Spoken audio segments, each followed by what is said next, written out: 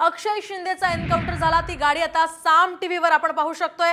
अक्षयचा encounter झालेली गाडी साम टीव्हीवर सध्या आपण पाहू शकतोय। तर मुंब्रा बायपास परिसरामध्ये अक्षयचा एन्काउंटर झाला आणि हीच ती गाडी आहे ज्या गाडीमध्ये पोलिसांनी अक्षयवर गोळ्या झाडल्या। एकूणच एवढी मोठी गाडी का यासाठी वापरण्यात आली असा एक मोठा सवाल या निमित्ताने उपस्थित केला जातोय। आणि शिवाय ही गाडी अशा पद्धतीची आहे ज्या पद्धतीत आपण बाहेरचा व्यक्ती आतलं काहीही पाहू शकत नाहीये, त्यामुळे एक मोठा सवाल या निमित्ताने उपस्थित केला जातो। सूरज मसूरकर आमचे प्रतिनिधी या संदर्भात आपल्याला अधिकची माहिती देत आहेत। सूरज, काय अधिकची माहिती या प्रकरणात? नक्कीच ज्या गाडीमध्ये संजय शिंदेचा आरोपी शिंदेचा एन्काउंटर केला अक्षय शिंदेचा, तीच गाडी आपण या ठिकाणी पाहू शकतो। ज्या गाडीवरती काही फायरिंगच्या काही खुणा देखील आहेत। त्या गाडीचा आता पूर्ण पंचनामा पूर्णपणे या ठिकाणी होत असताना आपल्याला पाहायला मिळत आहे। फॉरेन्सिकची टीम असेल किंवा मग वरिष्ठ पोलीस अधिकारी असतील, सर्व घटनेचा पंचनामा करत आहेत। त्या गाडीमध्ये नेमकं कशी फायरिंग झाली, आरोपी अक्षय शिंदे नेमका कुठे बसला होता, त्यानंतर त्याने पोलिसांची बंदूक कशा पद्धतीने घेतली आणि कशा पद्धतीने फायरिंग जी आहे ती केली, या सर्व घटनेचा तपास जो आहे ती फॉरेन्सिक टीम करत आहे।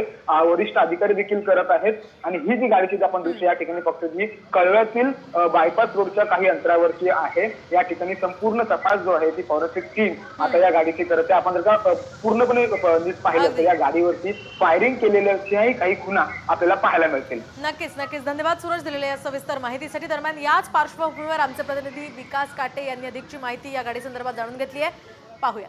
अक्षय शिंदे आता गाडीमध्ये एन्काउंटर झाला। ही गाडी आता ठाणे पोलीस मुख्यालय या ठिकाणी आणण्यात आलेली आहे। ही जी काही गाडी आहे या गाडीच्या आतमध्ये हा एन्काउंटर झाला होता। अक्षयने पोलिसांच्या दिशेने 3 राऊंड फायर केल्यानंतर पोलिसांनी त्याला देखील प्रत्युत्तर दाखल राऊंड फायर केले होते। आता पंचनाम्याच्या माध्यमातून खऱ्या अर्थानं या ठिकाणी खुलासा होणार आहे की नेमका कशा प्रकारे या ठिकाणी फायरिंग झाली, किंवा मग कोणी पहिला गोळीबार केला किंवा मग अक्षयने बचावासाठी गोळीबार केला का, आणि अक्षयला जाणून-बुजून मारलं गेले, किंवा मग अक्षयला जाणून-बुजून मारलं गेल्यानंतर काय खुलासा होईल हे पंचनाम्याच्या माध्यमातून समोर येणार आहे। ही जी काही गाडी दिसते ही गाडी पिंजरा अशी पोलिसांची गाडी आहे आणि या पिंजऱ्यामध्ये हा एन्काउंटर झाला होता। त्याच्यानंतर अक्षयला ठाण्यातल्या कळवा रुग्णालय या ठिकाणी आणण्यात आलं होतं।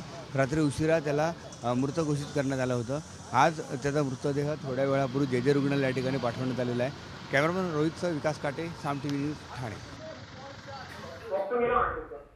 दरम्यान अक्षय शिंदेचा मृतदेह जे रुग्णालयाच्या दिशेने सध्या रवाना झालेला आहे। तर मृतदेहाच्या नातेवाईकांसमोर पंचनामा करण्यात आला। तर शवविच्छेदनानंतर आता मृतदेह त्यांच्या नातेवाईकांकडे सोपवण्यात येणार आहे।